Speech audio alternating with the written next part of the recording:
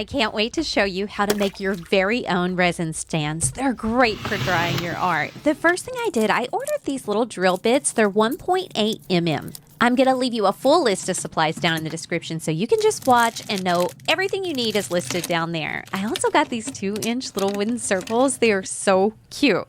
If you've watched my resin video, you know I like to dry my art stones on toothpicks. So I'm drilling 3 little holes in each one of these little wooden discs. Make sure that drill bit goes all the way through. You'll be putting a toothpick in each one of those holes. You want it good and snug, but when you're putting it in there, it's going to be very hard to do. So make sure it's good and drilled out. That's going to make it a little easier on you in a minute. All right, now I'm taking my toothpick and I'm marking from the tip to the center 1 inch. I'm doing this on both sides because I'm going to cut these toothpicks. Each toothpick will give you 2 legs to our stand.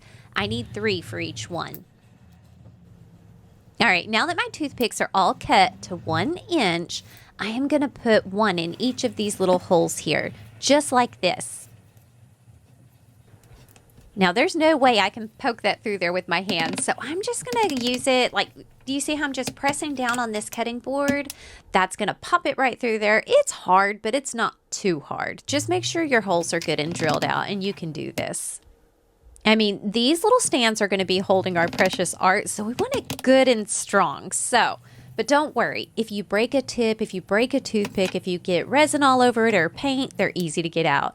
You just pull it right out with the same little nippers. It is so simple, and then you can replace the toothpick. I anticipate that these will probably last me forever. Now let's check out how it works. Just like in my resin video, I am going to set my art on these toothpicks. I'll probably coat them in a little bit of petroleum jelly.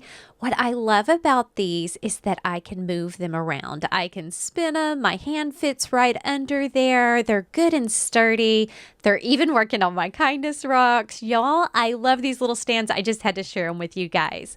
All right, if you guys make any of these, let me know what you think. I think I am so proud of myself. Y'all didn't know I was a woodworker. Check me out, y'all.